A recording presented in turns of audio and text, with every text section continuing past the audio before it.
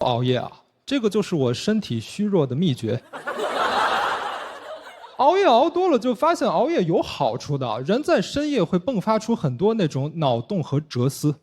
你就感觉世俗就是有一个误区，它就是默认熬夜没有早起勤奋。早晨你看见公园里有一个人跟那儿800标兵奔北坡，哎，你会觉得这个出早功练声呢非常勤奋。但你要是大半夜看见有一人跟那儿800标兵奔北坡，你就会感觉他是不是真看见了？能跟上咱们再来一个凌晨3点的，这都循序渐进啊。3点这更烧脑一些。我进一步我发现，我觉得人的生活不一定比树自由。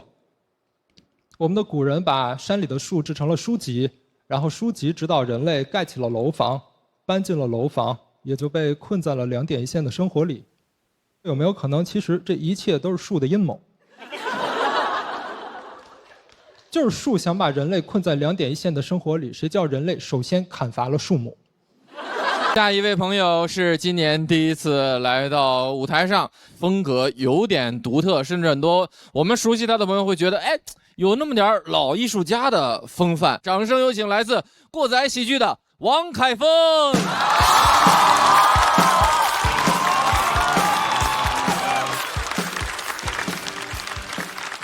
哎，谢谢大家。我的这个表演风格是台风非常的虚弱，这个是我天生的气质啊。大家看我演出不用担心我的健康，因为现在演出老有观众看着看着纳闷儿，这个演员是不是要休克了？挺健康的，生活中就是这么个人。有喜欢我这个风格的会评价我像马三立。就很多年前的相声泰斗，肯定没到人家那个艺术造诣。他们就是说我身上有一种看一场少一场的那种老艺术家的感觉，这个真挺冒犯的啊！对此我只想表示我倒。这02年的网络流行语啊，我倒我至今都非常喜欢使用。这可好使了，这个。复古，我是一个这个全职的脱口秀演员，然后我最近是特别想找工作。我首先没有影射这个行业衰败的意思啊，我只是这个脱口秀讲到现在，我是真的发现，这个脱口秀的奥秘就在于你创作要想好，生活就不能过太好。这个真的挺残酷的，我晕。这个是03年的那个。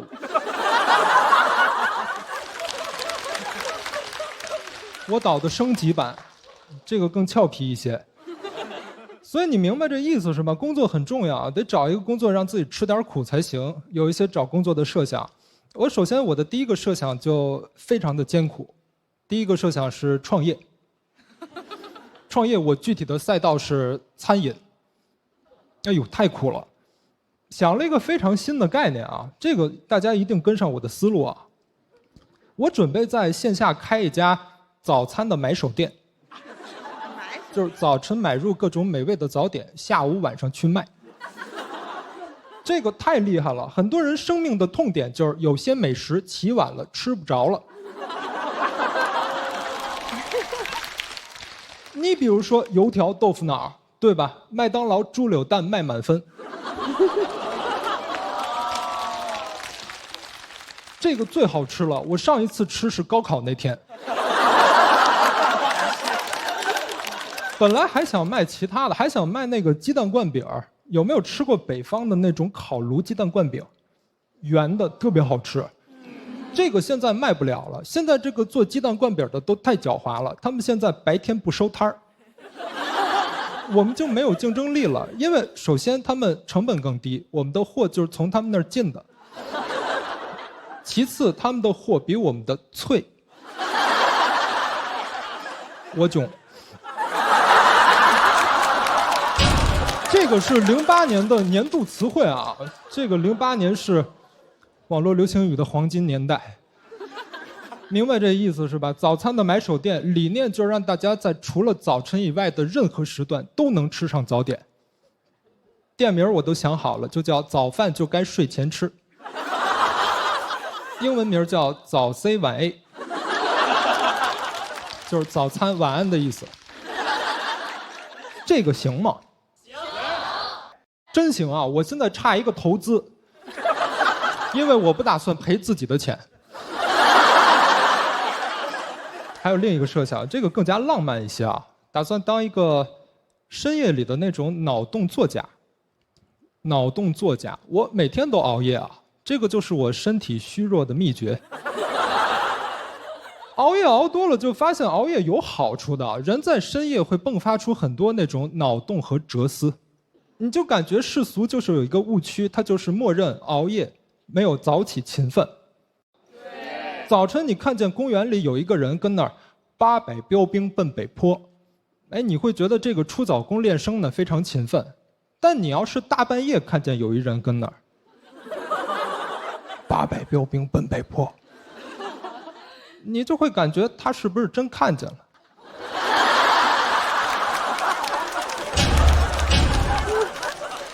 我每天都非常勤奋地记录那种深夜的灵感，给大家分享一个好不好？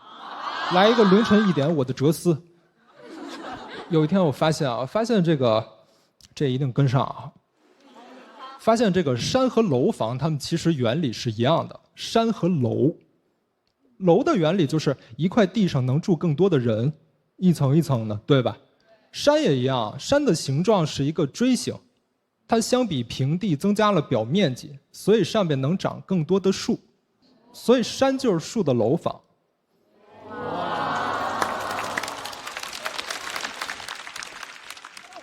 这个感觉有点像乞讨。都能跟上，对不对？对。能跟上，咱们再来一个凌晨3点的。这都循序渐进啊，3点这更烧脑一些。我进一步我又发现，我觉得人的生活不一定比树自由。我们的古人把山里的树制成了书籍，然后书籍指导人类盖起了楼房，搬进了楼房，也就被困在了2点一线的生活里。有没有可能，其实这一切都是树的阴谋？就是树想把人类困在2点一线的生活里，谁叫人类首先砍伐了树木？这个就是我凌晨3点琢磨的东西啊。很多人都劝我早点睡，但是你琢磨出这些，你头脑风暴一旦开始停不下来啊。最后再给大家来一个凌晨5点的。5点这个我最喜欢了啊，这非常短。向平静的湖水射箭，成绩永远是10环。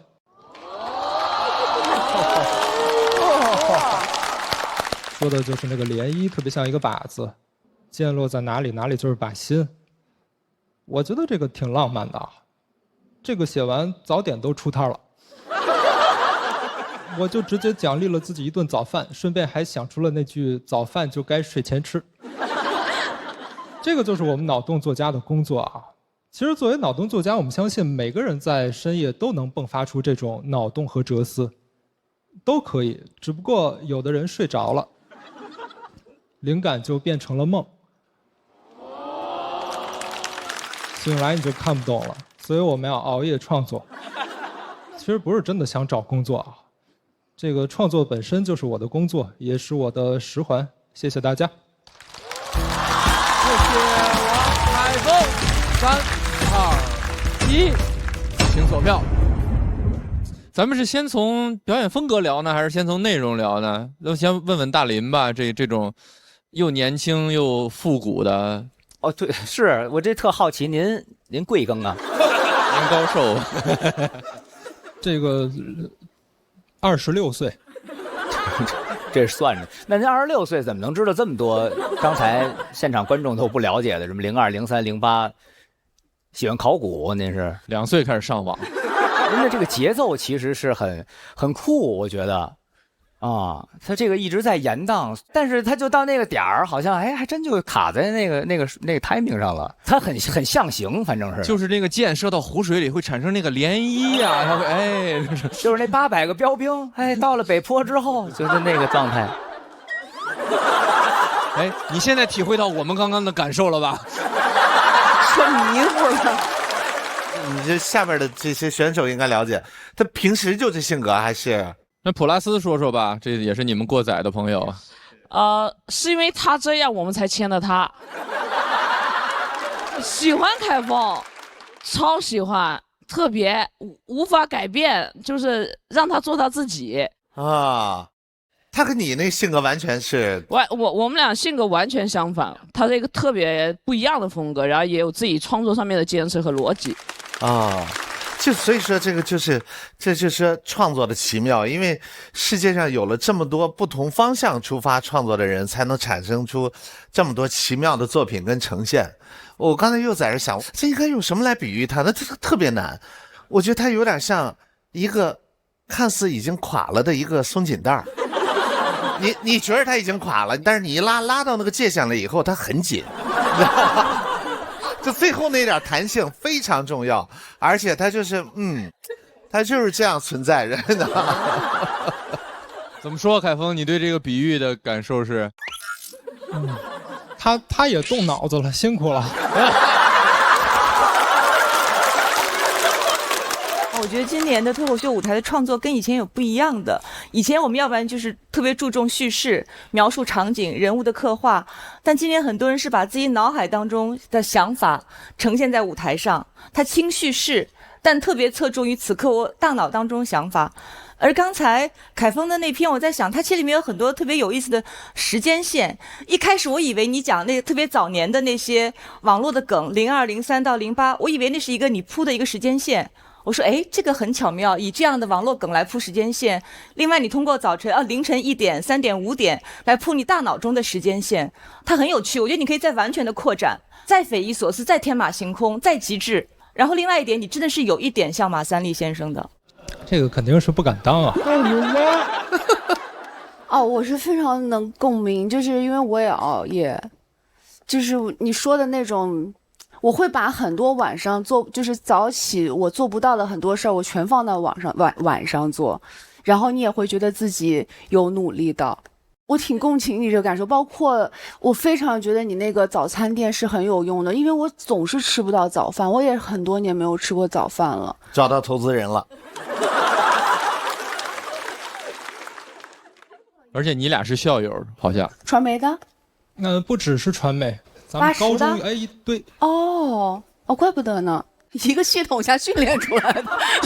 你这个系统都是早上10点开始上课是吧？就是，哎，你对我们学校放尊重一下。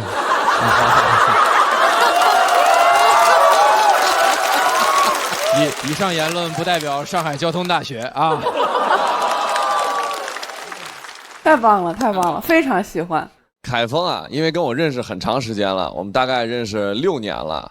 然后6年前呢，他就是这个风格，他非常怪，他有的时候我们那时候演完出，他会就是在我走之前，他说付航，我说哎，然后走了之后，我已经下楼了，然后我就打上车了，他给我发一条微信说再见，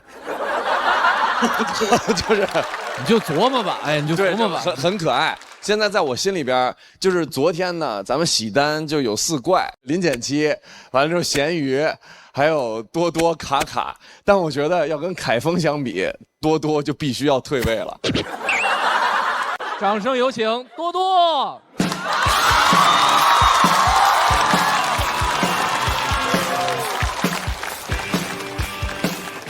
大家好，我叫多多，非常开心见到大家。然后做个简单自我介绍，我叫多多，现在是在上海读研究生3年级。开学第一天我就感觉人与人之间的差距蛮大的。我同学问我哪里人，我说我是四川的。他说四川好呀，四川好。哎，我以后可以把我上海的房子卖了，去四川养老。人聊天怎么能这么恶心呢？他不说我都不知道他在上海有房子。我也很难回答，我说哎呦上海好啊，上海好。哎，我以后可以把我四川老家的房子卖了，去上海等死。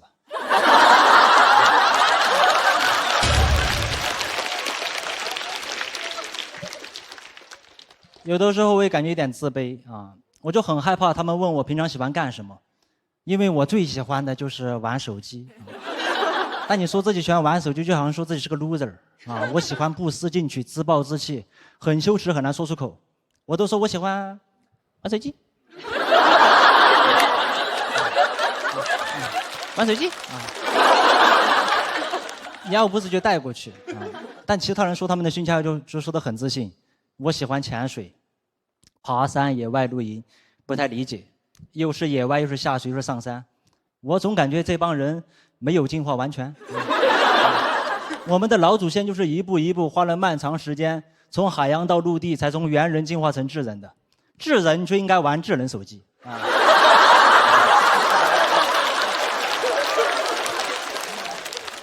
你让老祖先怎么想？老祖先一看，我去，怎么还在爬山呀？咱们有手机应该好好玩啊！咱老祖先当年没这个条件，你给他一个手机玩，他不知道玩得有多开心。每天窝在洞穴里刷 B 站，直接从猿人进化成2次元人。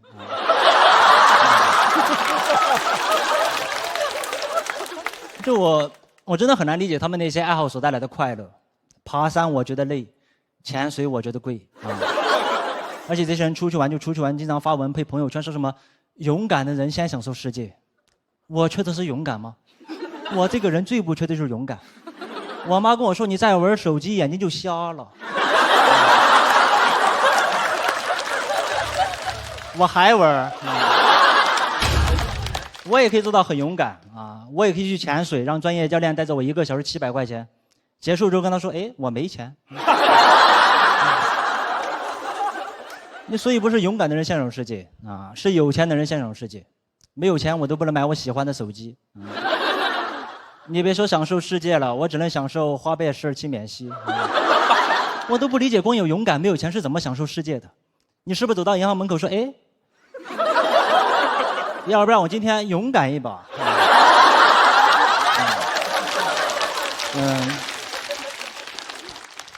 我感觉这个社会对玩手机充满偏见啊。什么学习不好手机玩多了，眼睛不好手机玩多了，睡眠不好手机玩多了，那咋了啊？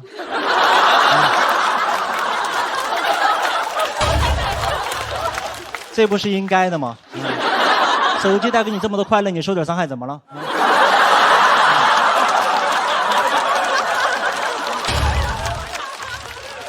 你快乐都是有成本的啊！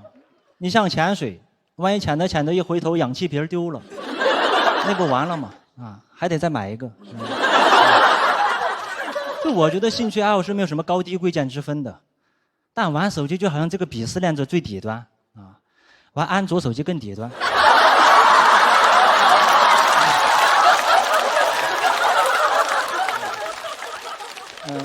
你像喝酒也会对身体有害，但你在上海这种城市，你说你喜欢喝酒，听起来就比喜欢玩手机更体面一点。我有个朋友特别喜欢标榜自己爱喝酒，我问他喝啤的还是白的，他说 low， 从来不喝，他都喝高级的葡萄酒，因为喝多了不会头痛。哎，我说你为什么不直接喝水？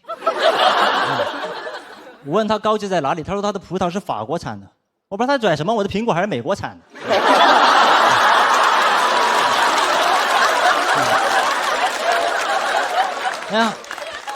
很多人喜欢喝酒，无非就是喜欢那种被酒精麻痹自己，慢慢忘记烦恼的感觉。玩手机也可以麻痹自己。我手机玩了6年都玩烂了，现在边充电边玩手机，手机都漏电。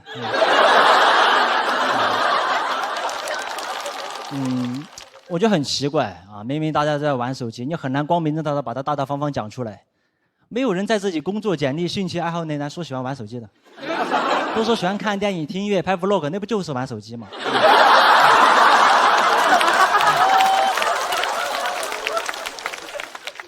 你干嘛不能大大方方讲出来呢？啊，你对手机来说很不公平的。你手机帮过我们缓解过很多尴尬，有的时候在电梯里遇到一些半生不熟的人，你真的不知道说啥，你都低头玩手机。没有人说哇好尴尬呀，我要攀岩啊。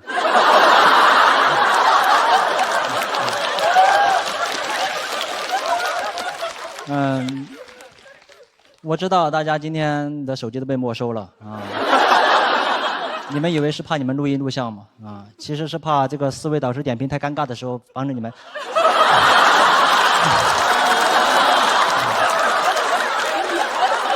偷偷玩手机，偷偷玩手机。前段时间我有个朋友约我早上8点钟去市中心攀岩，我根本不懂攀岩，我只在上学的时候翻过墙。他说攀岩不一样，攀岩有不同的线路，不同的难度。我说爬上去之后干嘛呢？他说跳下来。我说跳下来，然后呢？他说再爬上去。我说跳下来之后不应该去上网吗？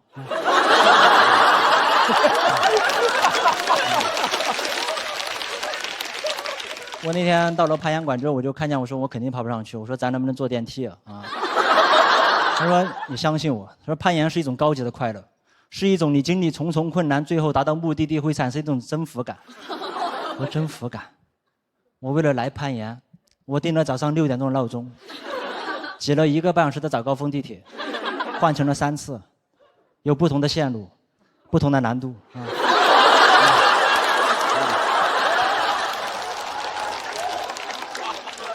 我征服谁了啊？我征服了。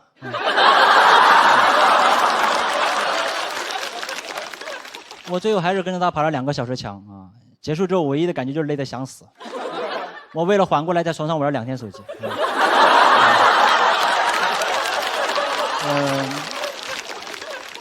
我今天已经讲了5、6分钟了啊！我想去玩手机了，拜拜，拜拜。谢谢多多，谢谢。喜欢多多这段表演的朋友，千万不要忘记为他投票。3、2、1，请投票。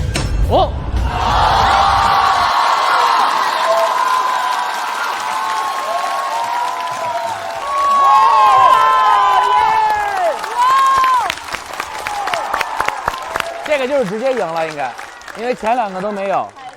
也就是说，我们重新触发了金牌挑战，多多的票数至少达到了200票，恭喜！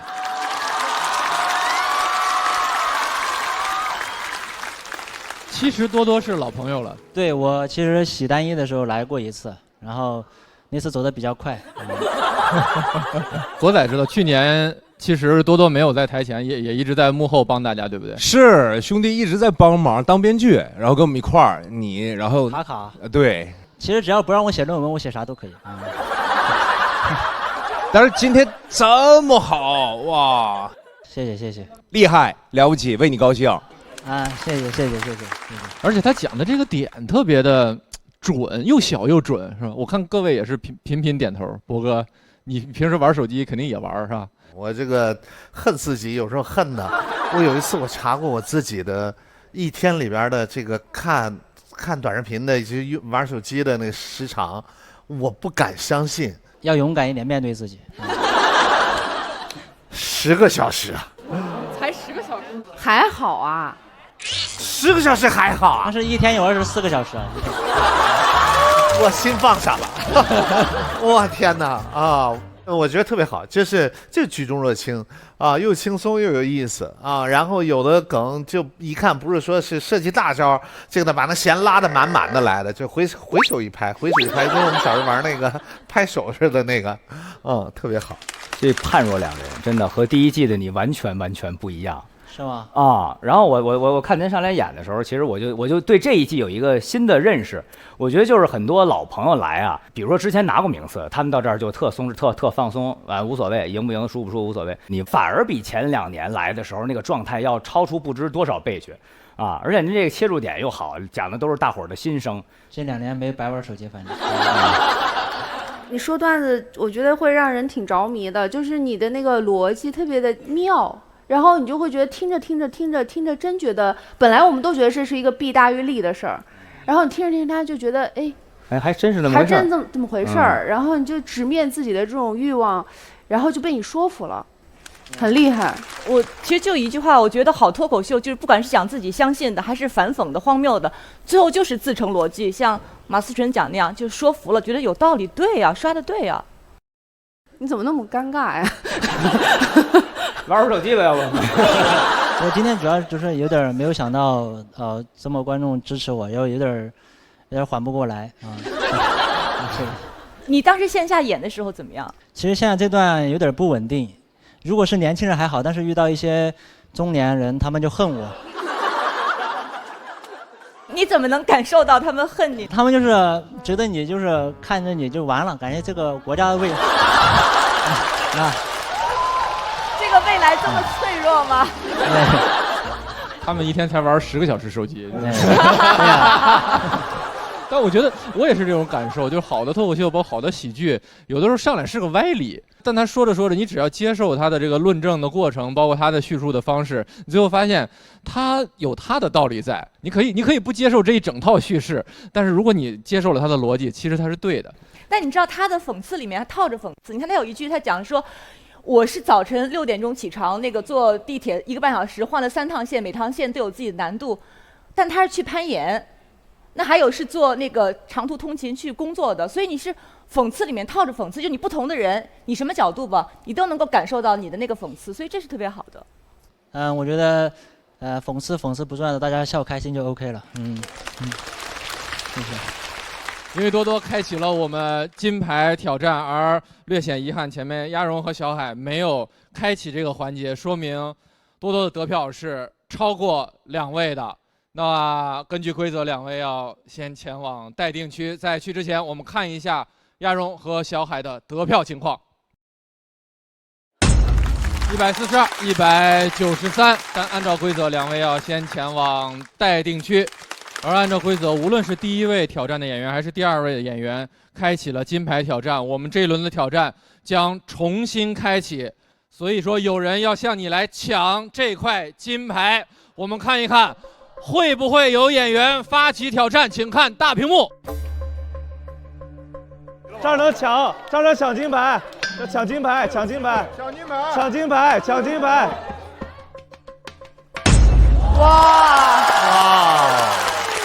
无人挑战，直接晋级，请为我们展示他的票数。216票，恭喜！满分是220。啊，216。哇！满分，满票吗？目前最高了吧？强共鸣，他这个就是。请直接前往晋级区并领取你的复活金牌。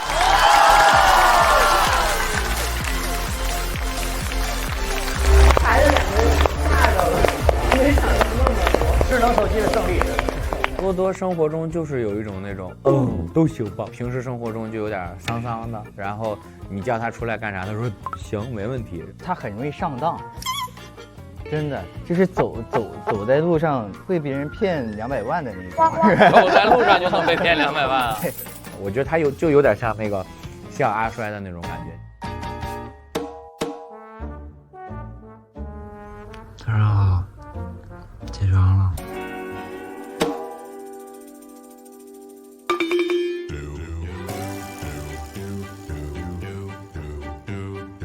大家能不能给我买个手机啊？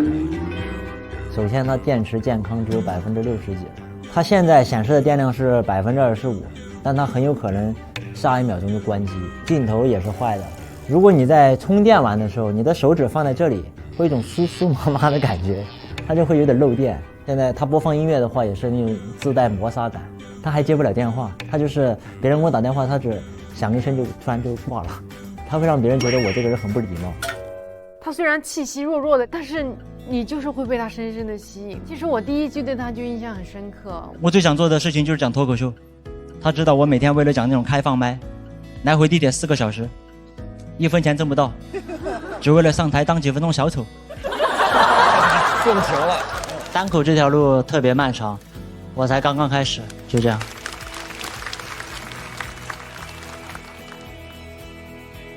缘分。我觉得我跟单口喜剧真是缘分，我也是一时冲动，我就想着来试一试。试的时候也没有想过这种东西能不能做出来，双向奔赴吧。我感觉他对我也蛮好的。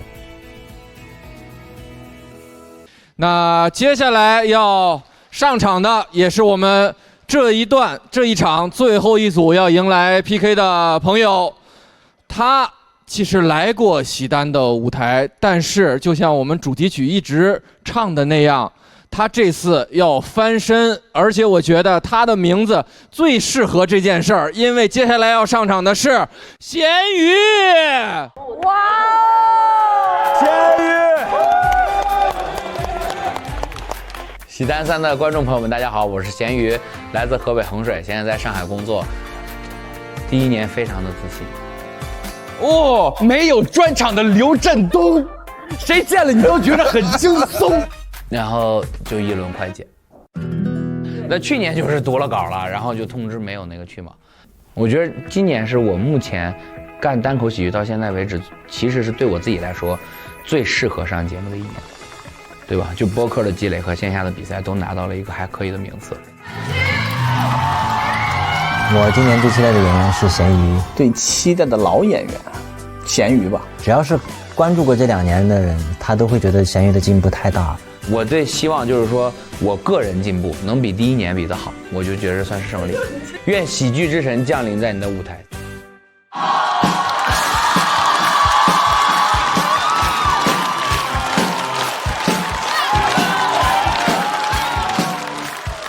晚上好，家人们！晚上好，感谢大家，我是咸鱼。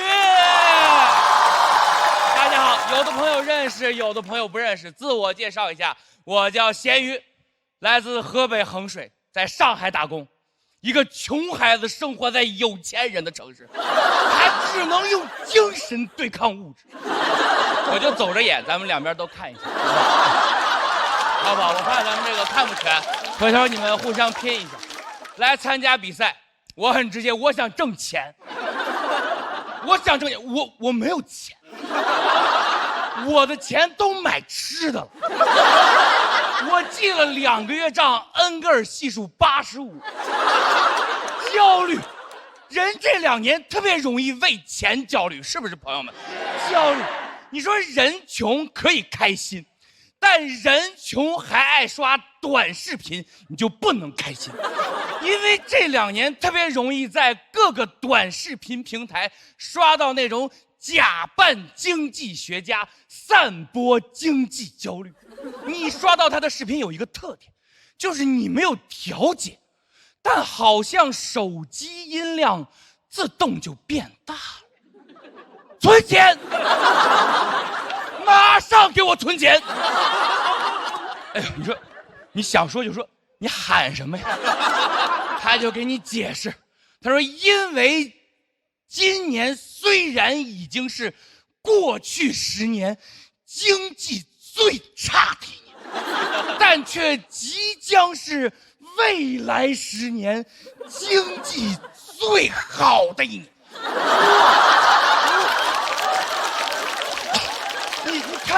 你看完，你这个难受，你都不是焦虑了，绝望，还存钱，我都不想存活了。但这就是短视频平台的好处，你焦虑不了太久。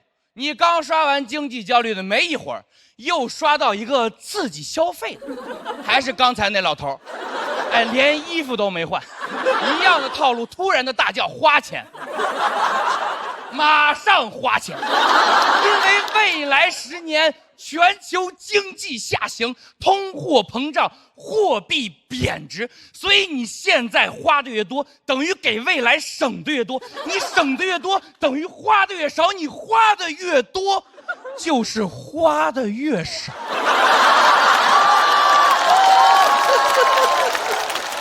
看完我悟了，我还焦虑个啥呀？我消费吧。朋友，你想，消费就是储蓄，借贷就是理财呀，浪费就是节约呀，淘汰就是晋级呀！再见。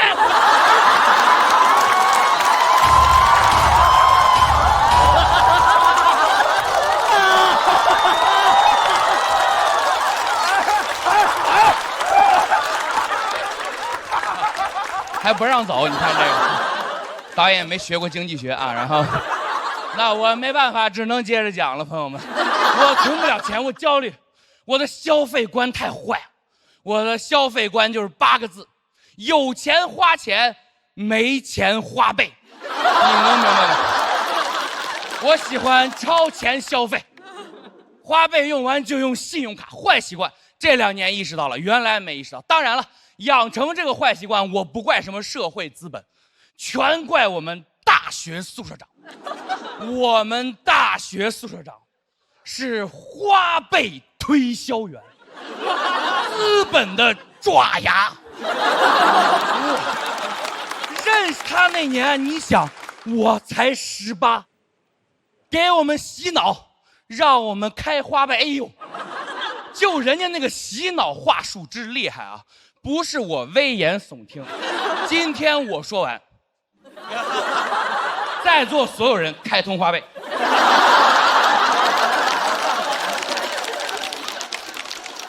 也就是你手机收起来了，要不你手机听完自动开通花呗，就这么厉害。你们4个就倒霉了，不好意思。像我们说的啊，一个阳光明媚的午后，都在午睡。他走进宿舍，说：“来，同学们，开会。我先问大家，咱们宿舍都是大学生，对不对？生活费都不够花，对不对？有白捡的钱，你要不要？”我说我要，他说都有，花呗这个钱就是白捡的。我反驳他，我说不是，我看了花呗写的跟信用卡一样，是借的，得还。他说花呗这个钱就是白捡的。我告诉你为什么。朋友们，我不是故意吓唬你啊，朋友们，我就是故意吓唬你啊，朋友们。因为已经凌晨1点了，朋友们，你要打起精神了，朋友们，打起精神了，朋友们，没错，因为我接下来要正式复述我们大学宿舍长说的话。谁要是在座的各位，你意志力稍微薄弱一点，容易听进去。你看，我就听进去了。我意志力，你都别说我意志力，他说完以后，我这几年智力都有点薄弱。接下来我告诉大家，花呗这个钱为什么是白捡的。首先，咸鱼我就反驳否认你一点，花呗跟你说那个信用卡不一样，花呗不上征信。那会儿不上，现在上了，别用啊，给我打电话了，好不好？别用啊。其次呢，你按时还，没有利息。那基于以上2个条件，我希望现在在座的各位都点开通，然后从下个月开始，你就按月借按月还，按月借按月还，完死之前那个月你别还，这钱就是你的了。听懂掌声。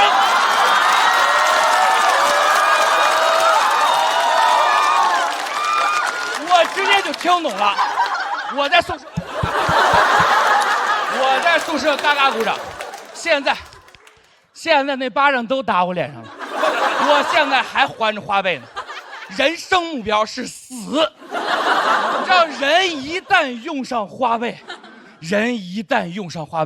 你就必须独自面临很多孤独又尴尬的情况。特别这2年，钱不好挣也不够花。我说实话，我现在每个月有10天，整个人就处于没有余额，只有马某对我的信任。马某，你们知道我在云什么吧？你明白啊？没有余额，只有马某对我的信任，干什么都用花呗支付。跟朋友吃饭特别尴尬，你兜里1分钱没有，但你得抢着结账，因为万一你朋友把账结完回来，突然找你要 AA， 你是 A 不出来这个钱。不说了，听懂还花呗，谢谢大家。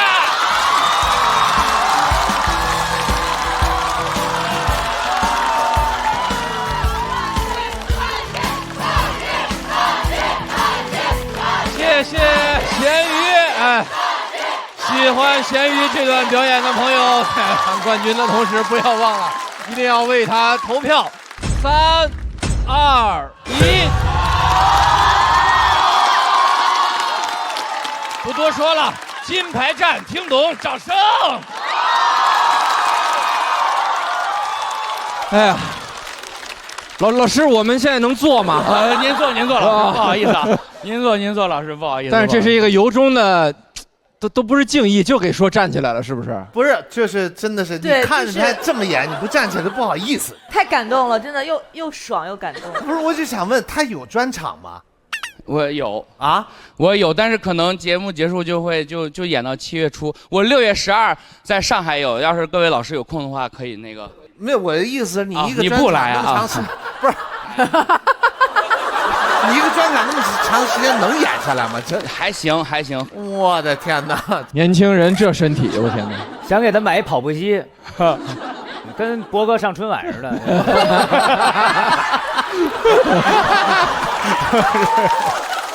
你应该给那个给你追光那老师鞠躬。我人一旦用上话费，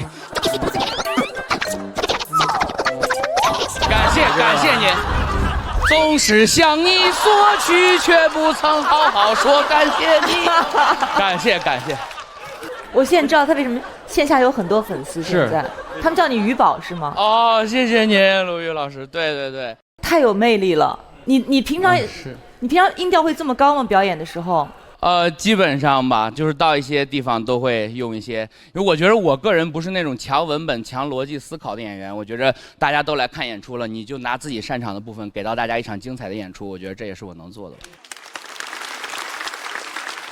而且你其实第一季是来过这个哎呦，舞台可是输嗯老惨了，当时。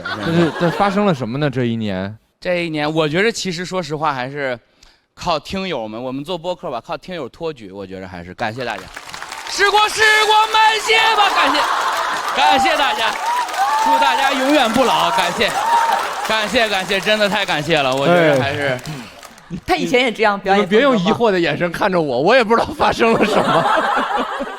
这个原教旨已经不是脱口秀了，其实已经追溯到当时天桥8大怪。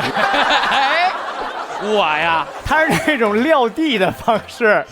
就是在马路上，然后你开始走位，你开始操作，然后聊，然后外边你也不用跟着我，对个，我也不给你添加这么大麻烦。就是他就跟这儿说，就你刚才这套，只要你在那死之前还话完那句先不说，你说好，朋友们，现在开始打零钱，来哪位？哎，您给5块，您给10块，你这找回来了，有招，太有招了。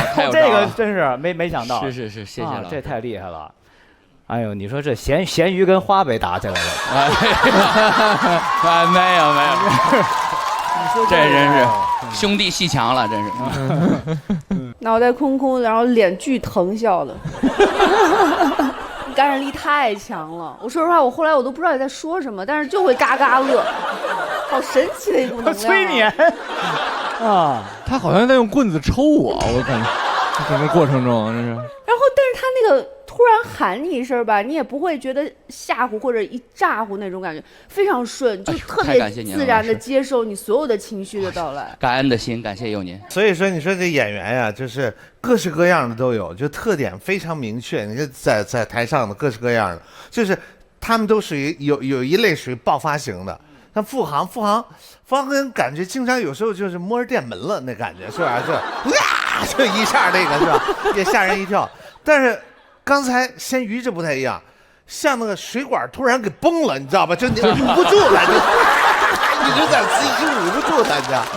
这个确实是有这感觉吧？而且现挂好厉害哦。对，咸鱼老师，因为之前我们一块录节目嘛，是，完了之后都了解。那个时候我只是就是喜欢您，但是现在看完您刚才这个表演，我真的有点就是迷上你了。哎呦太感谢您了，真的有点爱上你了。我也爱你。我就觉得咱们这个节目真的现在太好看了，就是你跟林简七直接就可以送走。不是啊，送哪儿去啊？就是不是你们就是直接就到精神病院那种感觉。哎，真的就是太好了，太有意思了。完了之后，我感觉下一个选手出来直接趴地上趴5分钟，说他在保卫地球，我也觉得不意外。就是感谢，不是太棒了，太棒！你发生什么了？就是咸鱼老师上一次上节目感觉是就是一次大挫折吧，我觉得算是一个大挫折，然后就去学习看大家的表演，然后我觉得我个人对我很重要的一点就是，我觉得我开始认真的。原来我觉得我也是表演型演员，我开始认真的写自己的文本了。咸鱼老师，我有问题，我想问你多久能练成这样？我想学老师。哎呦，老师您别。哎，但是我是真的，我觉得因为你的演出完全让所有人都折服。今天但我真的是有个疑惑，因为我觉得你原来在台上也有一点那种怯怯的感觉，但你是到底哪个时刻让你再也不害怕舞台和观众了？因为我觉得对于脱口秀演员来说，这是一个进化的时刻。这个还跟付航老师有关系，是之前我有一个朋友说，他说我不知道是他真的跟您讨论了，还是说他编的跟您讨论了，就是说观众他可能观众啊，包括在座的朋友，他有一个这个线，你把它冲过去之后，观众就会完全的接纳你，大家就会一起进到一个更快乐的一个氛围里。我觉得我最近在尝试的就勇敢吧，我觉得就是勇敢。说的非常好，但是我真没讨论过那个。哎，没有，开玩笑，开玩笑。从今天开始，这话就是付航说的。可能讨论过，但是我觉得咸鱼他是开辟了完完全全独立的一种独特的风格。我太期待你后面的表演了，加油！你多多、卡卡还有林简七，你们4个人凑在一起，真的4怪，太开心了！再给咸鱼一些掌声，谢谢各位，感谢咸鱼，感谢各位，谢谢咸鱼在大半夜给我们带来这么猛的表演，而且咸鱼触发了我们的金牌赛，也就是说他的票数至少是200票。那难题给到备赛区的朋友，有没有朋友会向咸鱼发起挑战呢？请看大屏幕。挑战是我来吧，你要去吗？我有点想打。咸鱼难接程度，咸鱼难接程度在于，就是它余音绕梁，太令人印象深刻了，导致我很难从中拔出来去再听一段，跟咸鱼的表演任何关系都没有的东西。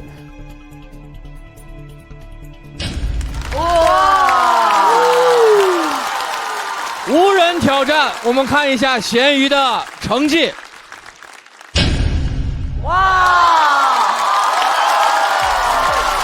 感谢大家，感谢。 214票，我们祝贺咸鱼直接晋级，请领取你的金牌。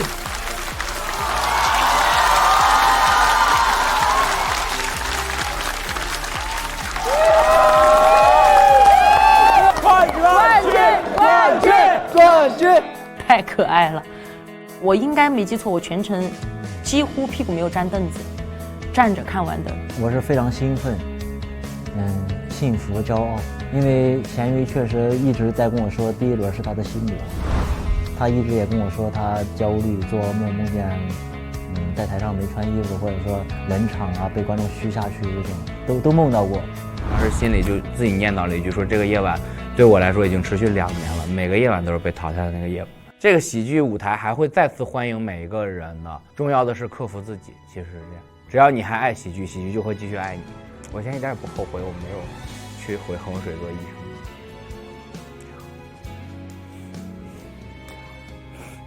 如果真的有平行宇宙，这就是我能带的最好的平行宇宙，真好，谢谢喜剧。好，那我们演出继续，比赛也继续。下一位朋友一定是很多人非常期待的一位演员，因为上一季的表现就让他成为了很多人心中的不二之选。我们欢迎林简七。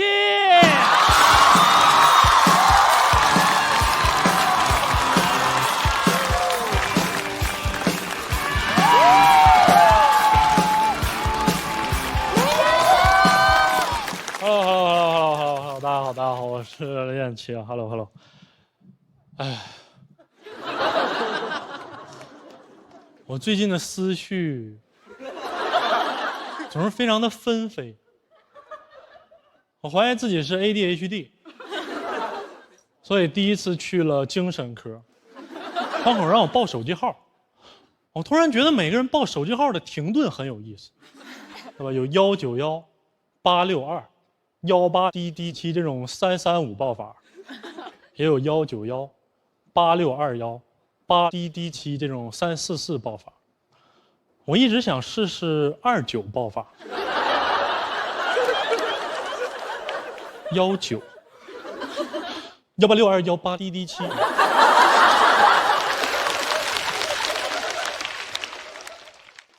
其实还有19、18、62、18、DD7，我管它叫双色球报法。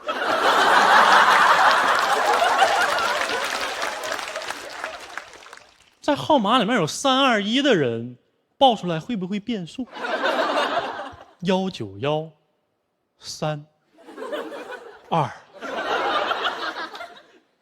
189。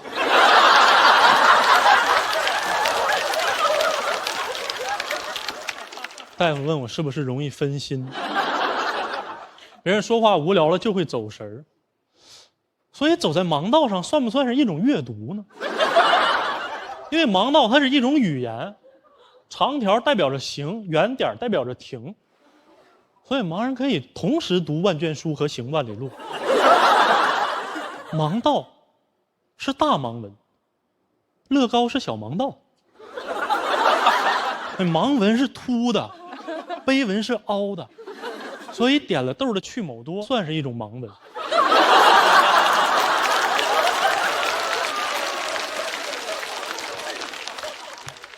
扎了眼的苏打饼干算是一种碑文。大夫说你应该是 ADHD。你平时还有什么症状吗？我说我从小就会进行一些莫名其妙的联想。小时候我妈送我学架子鼓，我就总觉得我将来的职业是剁饺子馅儿。这就是我理解的 rock and roll。我长大也没好，我第一次看见有人敷黑色面膜的时候，我非常纳闷，就是你从露出的部位来看哈，为什么没有人敷面膜抢银行呢？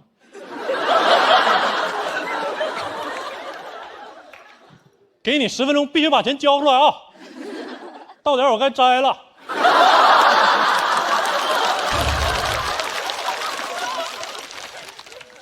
我最近的思绪就更是混乱。我最近觉得孙涛是一只鸟，因为我觉得鸟一辈子它只重复同一种叫声，而一个喜剧演员最大的困惑就是你的梗越火，你越重复，你越像一只鸟。这样提起小品演员孙涛，我们只能想起他的那句“我骄傲”。就算他不想提，我们也会替他提。我骄傲重复了他的一生。当他在春晚上说出来的那一瞬间，他就变成了一只鸟。说到春晚，小彩旗春晚彩排嘛？你又提小彩旗了。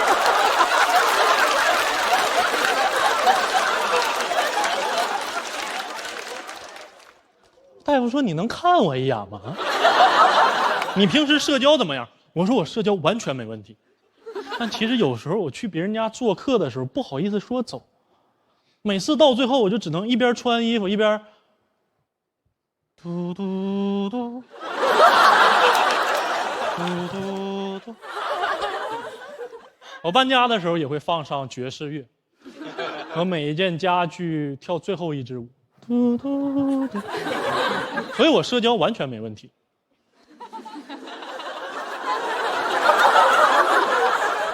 我跟大夫谈话的时候，我的椅子一直在嘎吱嘎吱响，他的也嘎吱嘎吱响，所以这是一个嘎吱窝。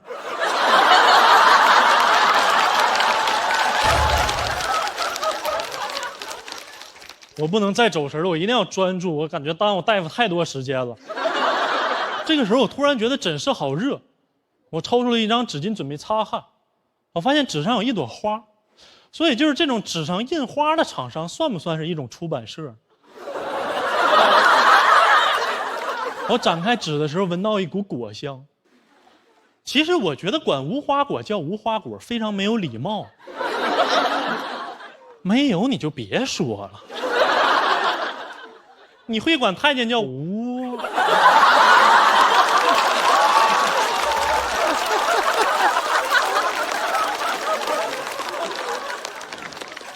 而且人类给植物起的名字也太区别对待哦，这是一盆无花果，而这是一盆君子兰。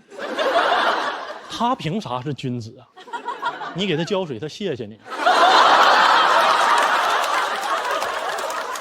你一浇，他叶儿一弯，小生有理了。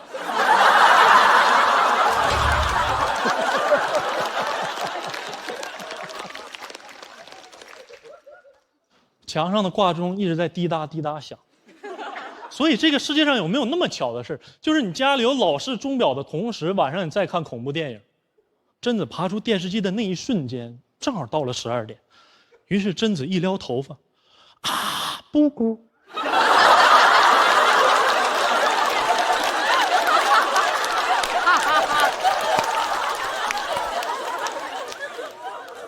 无花果有花，只不过它的花长在了果里，我们人类看不见而已。有时候我觉得人类太以自我为中心了。我们 emoji 表情里面的螃蟹、龙虾都给它们分在了动物栏，但它们却是红的。那是 emoji 吗？那是欧一西。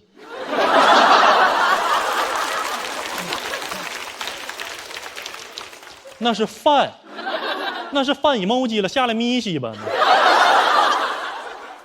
比奇堡没有一个人觉得蟹老板很香吗？就。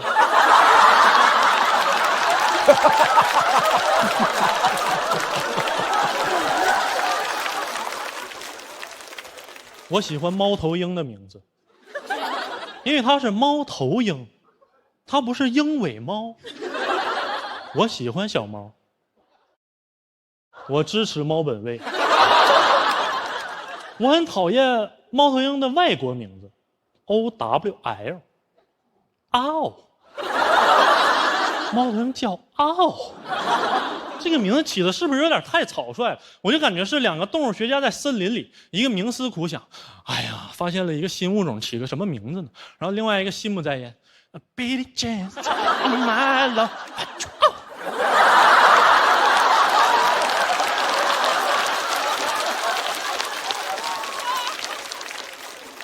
不用那么长吧，嗷就行了。你让猫头鹰怎么介绍自己，对吧？第一次跟狮子见面，你好，我叫赖，你叫什么？嗷。狮子说，我叫也是嗷啊，我天天在电影片头，嗷嗷，我干啥呢？以你的名字呼唤我。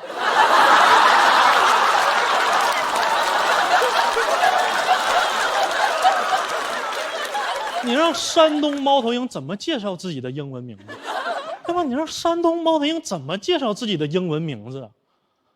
我骄傲。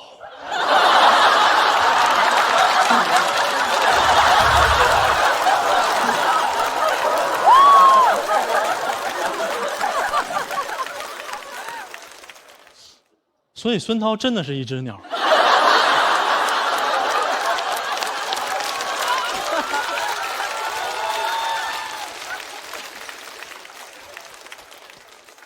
就这样，我被确诊了。嘟嘟嘟，打完了。嘟嘟嘟，嘟嘟嘟，倒计15秒。嘟嘟嘟，谢谢林简琪。喜欢林简琪今天这段表演的朋友，千万不要忘记为他投票。3、2、1，选投票。好。触发了金牌好。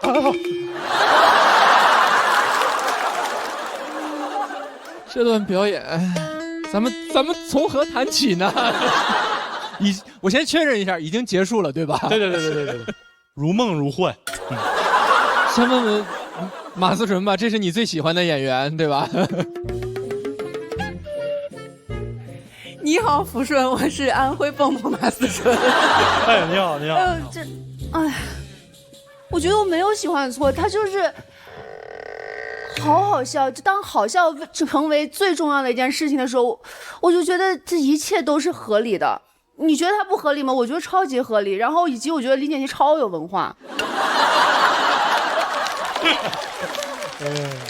他也有点 ADHD 的，你哪来这么一句？真的不是大家老说他说他什么学历低什么的，但他的思考什么的，我觉得很多元，包括他思考到人很把自己放在一个很高的位置，为什么那个龙虾是红色的，就是这些细节让我都会觉得哇，他好厉害，就是我会更加喜欢这个演员。哎，谢谢，但是确实是没有什么文化。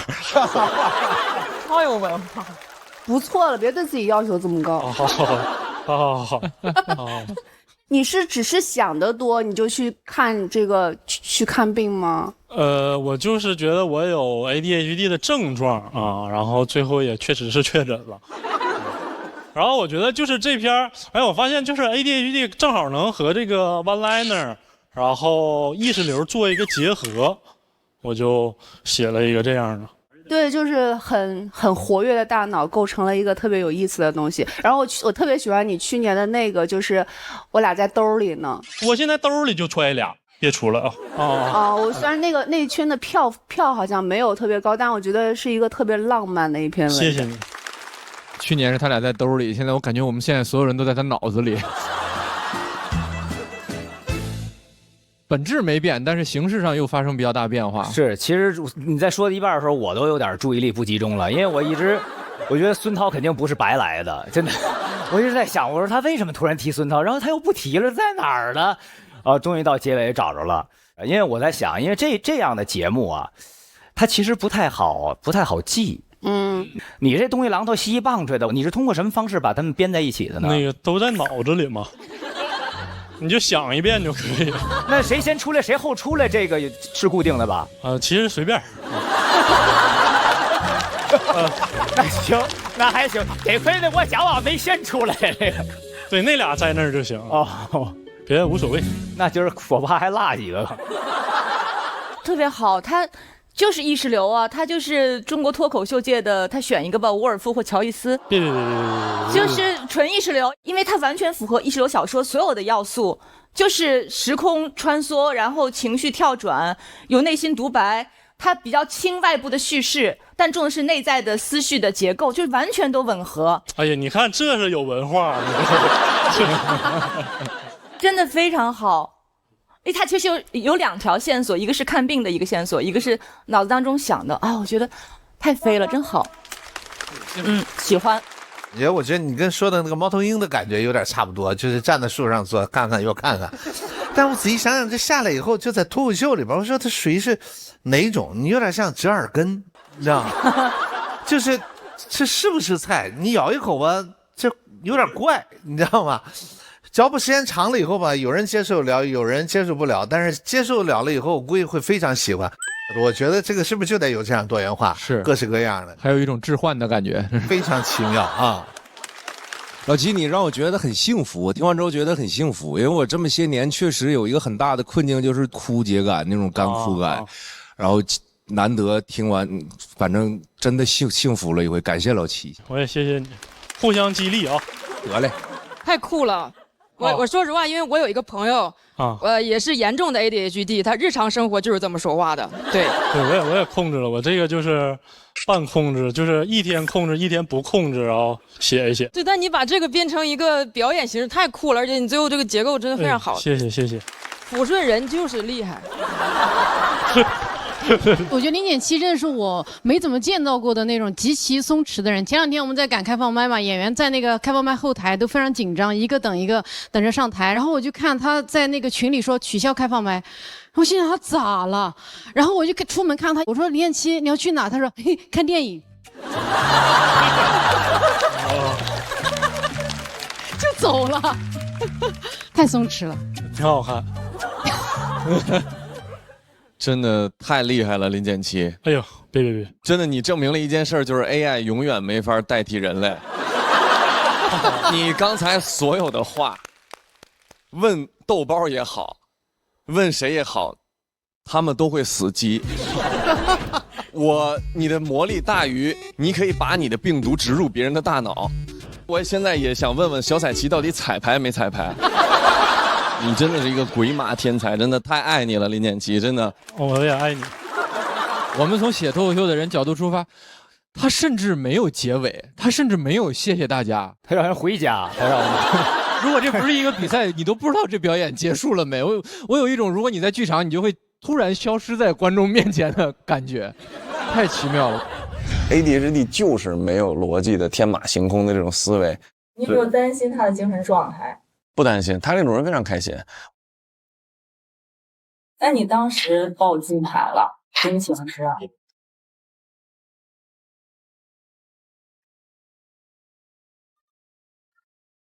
我不知道为啥，感觉一直在走神儿。这是我呀，我测试了，测试我有没有礼貌。什么样的大人？大自然。小学。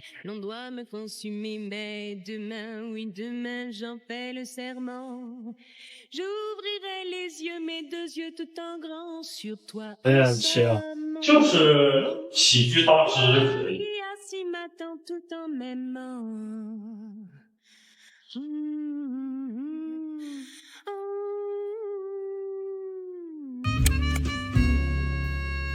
下一位朋友呢，其实他第1季的时候就来过节目，但去年调整了1年，今年他会用一个更新的表演形式登场。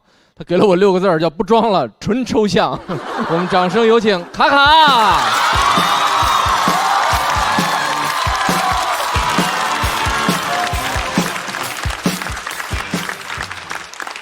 大家好，我是卡卡。今天的形式不太一样啊，今天是以这个读诗的形式。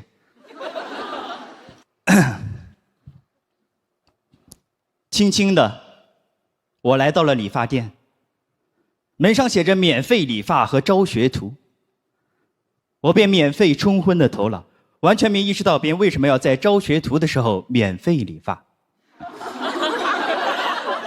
剪到一半，我意识到他是学徒。出于礼貌，我问他：“你是学徒还是店长呀？”他说：“我是来装路由器的。”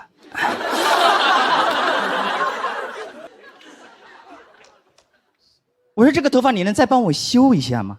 他说：“修一下可能没时间了，只能帮忙吹一下。”我说：“也行。”他说：“你的侧脸有点像张凌赫。”我说：“谢谢。”他说：“吹完了。”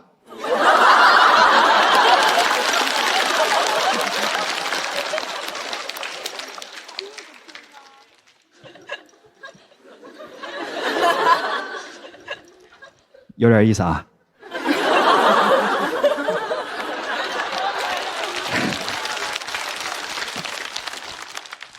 最近跟好久不见的朋友出来吃饭，他看着我的头发安慰我：“卡卡，心头3天丑。”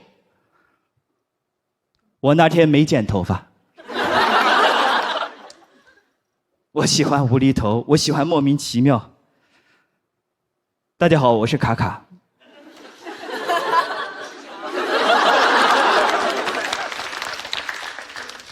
我来上海7年了，其实刚开始过来，我爸是不同意的，但他知道我在这边是做自己喜欢做的事情，才慢慢跟我断绝父子关系。来这边我找不到工作，我亲戚让我请他吃饭，说他在这边是做那个招聘的，他拍着胸脯说，如果你没有工作的话，可以找。我一直在等他说可以找我，没有，他就说没有工作可以找。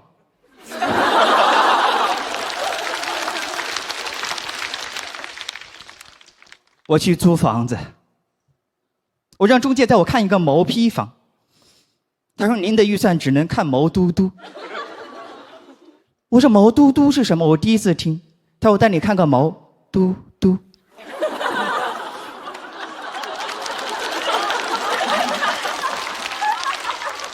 有时候我觉得没有人尊重我的感受，比如说我的室友很没有边界感，他总是偷偷用我的洗发水，我说你喜欢偷可以去超市偷，你别用我从超市偷的可以吗？我去买衣服也是，店员总把我试好的衣服收走，我说这个是我试的，他说这个是女士的。我去打针也是，护士说可能有点痛哦，我说有点痛是多痛？他说你有没有被狗咬过？我说有啊，他说哦，那你还要再打一针。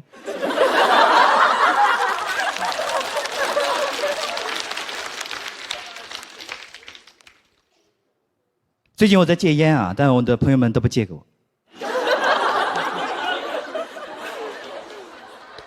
没人在乎我的感受，我知道，因为我的存在感很低。比如刚刚有个段子，我在喜单一讲过，根本没人发现。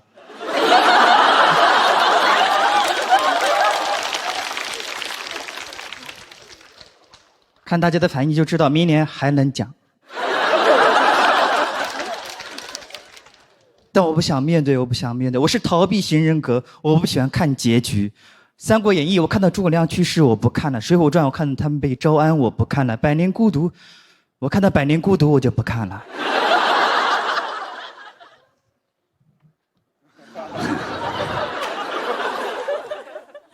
我喜欢算命。有个算命的老师傅说他算得很准，我找他算过。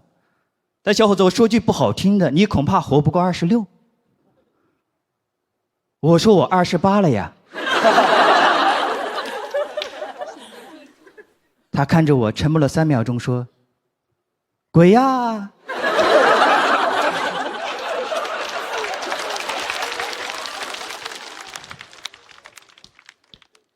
我喜欢算命。我路过静安寺，那是我第一次算命。老师傅说他会看面相，我不知道面相是怎么看的。我说那你觉得我怎么样？他一副很为难的样子，说你不太好看。但他又说虽然你不好看，但你有烂桃花。我说什么叫烂桃花？老师傅说就是有人爱你，但你并不爱他。我给了他100块钱，我说那个人是谁？老师傅说我爱你。讲到这儿，谢谢你们，我是卡卡，拜拜。谢谢卡卡，喜欢卡卡这段表演的朋友，不要忘记为他投票。3、2、1，请锁票。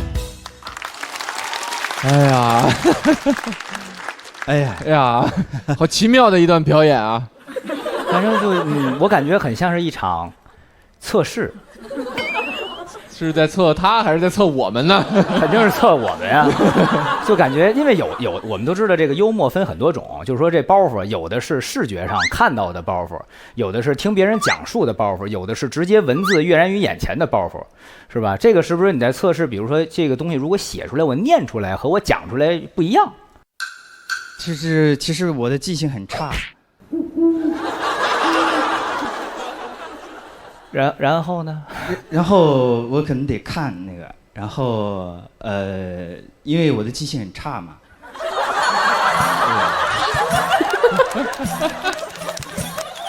卡卡，你紧张吗？紧张，我挺紧张的。你会觉得这个读诗的方式会不会消解一点你的紧张感啊？有一点儿。是刚想出来的，是吧？刚感受到。我刚才给这一票，我的原因是我刚才突然在想，如果是别人读诗这个形式，你会不会觉得很适合？就我好像想了很多脱口秀演员，可能都有点奇怪，但他放在这儿吧，读诗虽然还是怪怪的，但是你本人也是怪怪的，就会觉得还挺融合的。所以我觉得你这场实验也许可，我不知道啊，但也许你可以做下去吧。对。那就干吧，那就干下去。对，有点太先锋了。怪是真怪，这个确实挺怪的，跟刚才那个刚才有一位选手林建七还不太一样。俩怪，这怪的方式不太一样。挺好的，世界是丰富多彩的，世界是多元的。林建七的怪我能理解，卡卡的怪我得研究。他跟林建七不同的是，林建七是意识流，他的本质其实是 one liner。他本质其实是一句话的喜剧。其实你中间有很多点是很匪夷所思，是很怪的，是可以拍灯的。但是因为这是比赛，其实你应该给我一个更充足的理由。此刻我拿着，我为什么在读？